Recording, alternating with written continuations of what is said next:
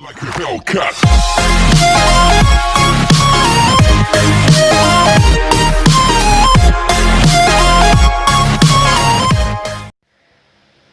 Salom do'stlar, Baxtiyor Official kanaliga xush kelibsiz. Do'stlar, bugungi video rolikimizda sizlar qanday qilib programmalarni kopiya qilib, uni bir do'stingizga yoki bir kanal gruppaga joylashtirishni o'rgataman.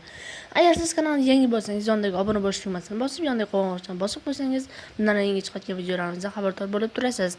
Xo'p, demak biz videoni boshladik. Uning uchun bizga mana shu programma kerak bo'ladi. Bu programmani Play Marketdan yuklab olsangiz bo'ladi. Men mana shu video tagida описаниеda silka qoldiraman. Shu silka orqali o'tib bemalol yuklab olsanglar bo'ladi. Hop, programmaga kiramiz. Bu programmaning yaxshi tarafi bu xohlagan o'zingizda telefoningizda bor programmalarni telefon xotirasiga o'tkazib, uni bir do'stingizga yuborsangiz bo'ladi. Hop, masalan, olaylik, mana shu programma. Ustiga bir marta bosamiz, mana kopiya qildi o'sha. Hozir copying deb so'z chiqdi, o'sha kopiya qilib oldi. Hop, endi Telegramga kiramiz. Telegramga kirib, bir do'stimizga mana shu приложениeni yuborsak bo'ladi. Ana shu joyga bosamiz. Bir do'stimizga yubormoqchi bo'lsak, bosganimizdan so'ng mana bu yerdan fayl degan tugmaga bosamiz.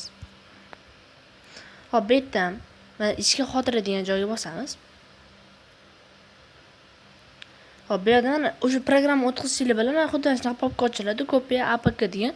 Shu papkaga kiramiz. Mana hozirgi biz o'sha mana shu papkaga mana shu programmani o'tkazdik. Endi shuni ustiga bir marta bosib, mana shu yuborish tugmasiga bosamiz. Mana do'stlar, shu приложениemiz yuborildi.